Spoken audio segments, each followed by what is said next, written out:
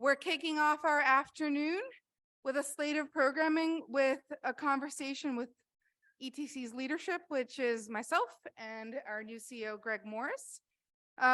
We have the privilege of being moderated today by Ben Max, who's the executive editor of Gotham Gazette. If you are not reading Gotham Gazette yet, you definitely should be. Lots of insider stuff on New York City politics and social world.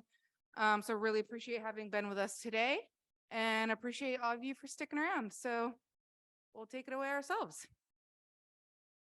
Give yourselves a round of applause.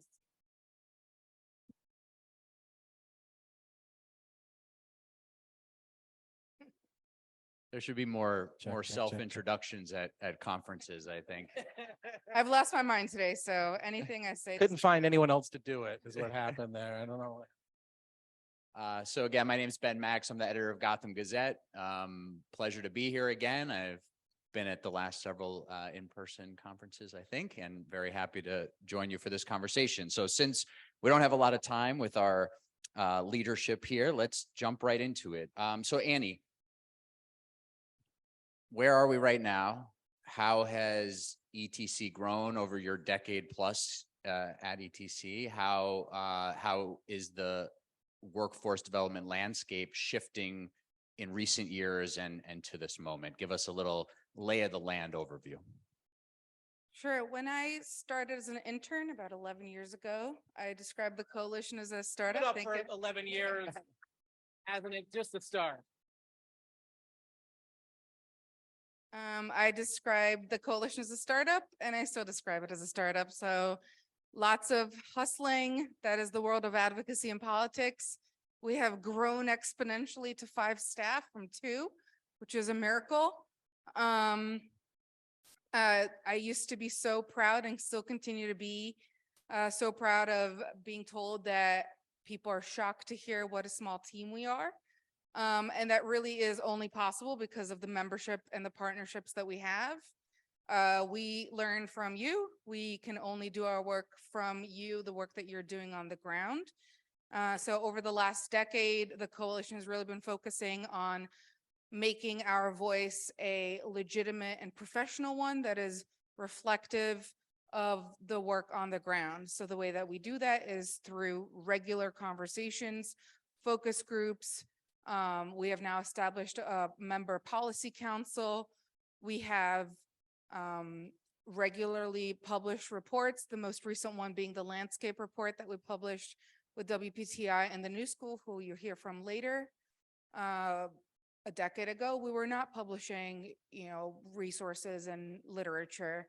Again, 144 of you answered that survey, so we can only do that with your support. And that in turn serves our advocacy. Prior, 10 years ago when we started, our advocacy was focused on really making sure that you all know who your council members are, making sure that you're engaging with them and know what the process looks like. Now it is a much more robust organizing force where we're able to connect you to be the ones that are actually doing the speaking and the pushing with the council members that you see with you today. I'm so proud that we had over 20 members testify at the economic development hearing at the beginning of the year. This is the biggest and most packed room I've seen in the last 10 or so conferences that we've done.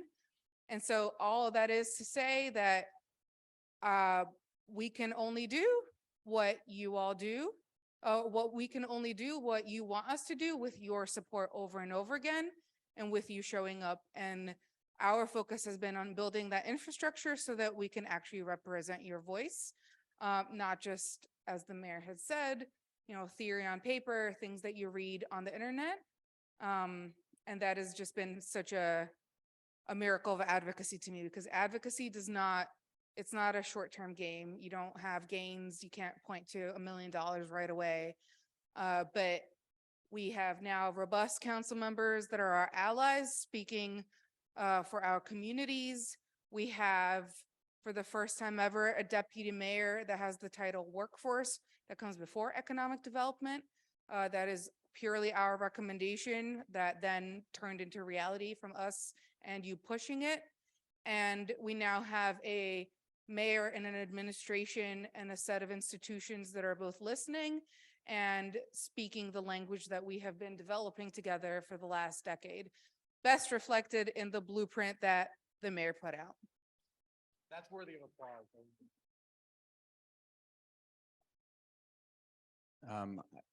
Personally, covering these issues and covering city government, I've seen, and being here at these conferences, I've seen some of that growth, and I've definitely noticed the influence growing that the workforce development community has on city government. And it's really been remarkable to watch. There's a lot of room to grow and places to go, but just the mayor coming here and talking about these issues as he did today, I think was indicative of that. So speaking of that, Greg, congratulations. Thank you. Where is ETC heading next? Where does the workforce development community in the city need to head next? What are a couple of the pillars of your vision for the future? Yeah, thank you for joining us today. It's great to see you. And thank all of you for being present today. I guess I just want to sort of start by saying, I think the morning itself sort of told a story about the complexity of kind of this moment that we're in. When it comes to thinking about where workforce is and where it's going, you heard about the complexity as it relates to how the trades think about this, city council members and what they want to put forward. You heard from the city agencies. And I appreciated during the course of all of that, the claps and the snaps that were happening from you because you were engaging with our speakers. The reality is we're in a moment in time when this coalition needs to hold itself accountable and hold its members accountable and hold all of the folks who have a hand to play and how we reset the workforce and think about career development. We have to think about how we hold each other accountable for executing on really significant and meaningful priorities and actions. And what I mean by that is, if we're going to change the way we educate kids so they're on a path to careers, we're going to have to hold a lot of folks accountable for making that a reality, right? We're going to have to think about what it means to put employers in a position where they're actually creating opportunity at wages that can keep people and their families healthy, safe, and secure over time. What has to change to make that a reality? If our city government is talking about what it imagines for itself, what it imagines for the city in terms of taking care of workers, no matter the hour that they work, as the mayor talked about earlier, we really have to figure out how we hold ourselves accountable for that. And that means we're going to have to talk about what skills and training we're providing, how it is connecting to our education institutions and career platforms. We're going to have to talk about how we track success and what it is we expect of our partners, regardless of their starting point and regardless of what entity they're representing, about what they're achieving and what they're executing on with us in partnership.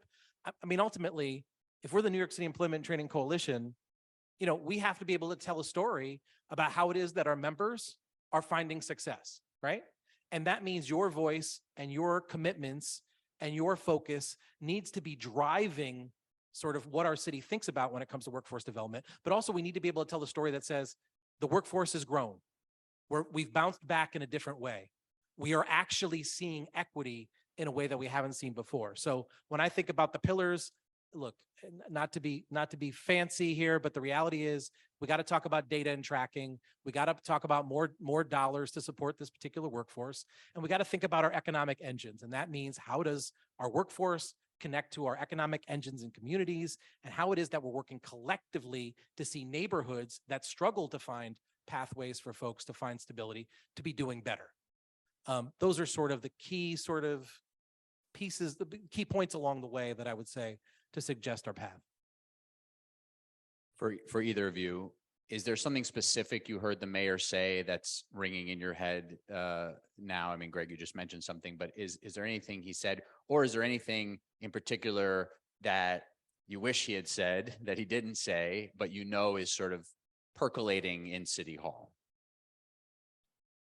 Well, I would say it's this idea that we've been nurturing now, at least at the coalition for the last decade, that has now landed within the blueprint, and which is around inclusive growth, which is how do you make sure that the economic development processes actually are made in planning and in structure and institutions for local communities so that when you're building something in that neighborhood, we'll have a panel on this later. We'll talk about it in detail, making sure that local individuals are getting trained in order to then actually participate in whatever economic development output occurs through the investment that the city puts into that economic development, whether it's a building or institutional, whatever it might be.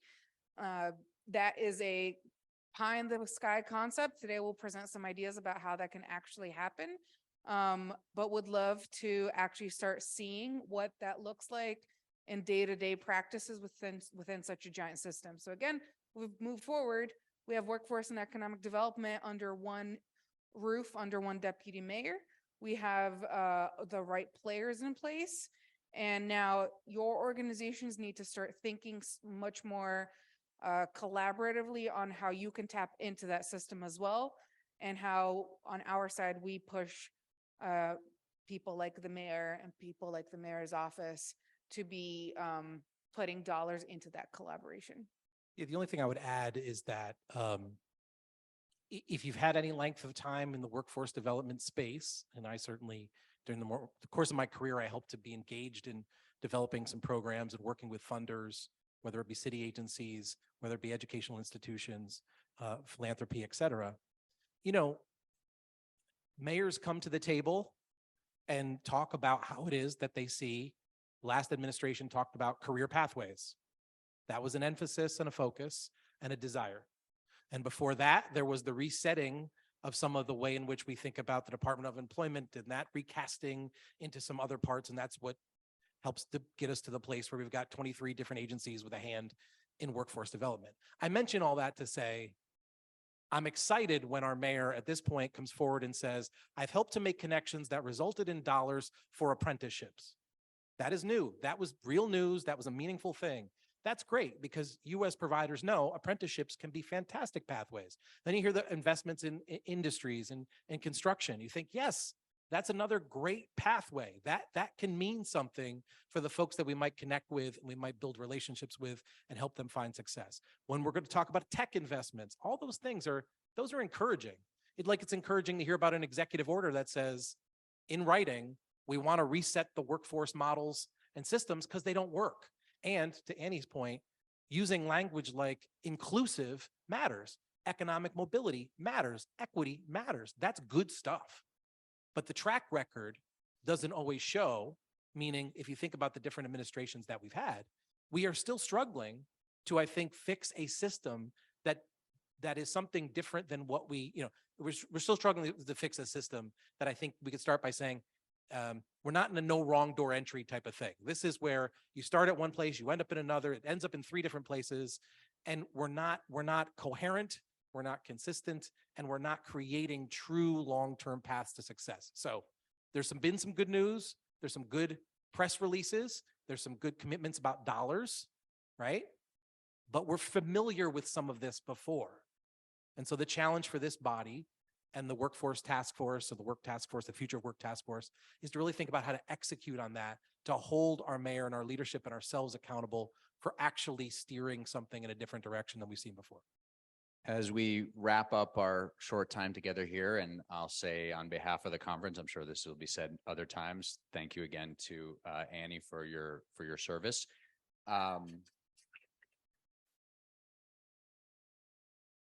Thank you. So Greg will get a lot more future words. Annie, a public word of advice for Greg here in closing, something you want to see him take forward, humorous or otherwise? I already gave it to him 2 days ago, which is, lean into being the best person that you already are, not trying to be a different type of person. We all have something to offer, and really thinking about when you say things like equity matters or inclusivity matters, I'm a big language person. I'm an immigrant, so my brain is constantly spinning in different directions. But that I also take those words very literally and seriously. And so when we put our policy forward, we have to be very, very choosy and provide specific examples and definitions of what we mean, and then push other people who are actually having the power in decision making to follow on with that path. So again, the blueprint is you all. This is the first time, at least in my short 10 years, that I've seen so much of the language that we've written together show up in the policy space. So that has now opened the door for us to actually say, cool, you've said the words. What does the policy look like? And Greg needs to now ask you all, not just 2 levels of sentences about policy, but what does it look like on the ground? So back to you all, you need to tell us what implementation looks like. What does a non-siloed system look like? How much money do you want for collaboration? How do you actually live and breathe this work? Because we are just the kind of the megaphone. We're just the emails and the opening the doors, but ultimately we can't do it without you. We are nothing without the actual coalition. So always lean into other people. All right, thank you.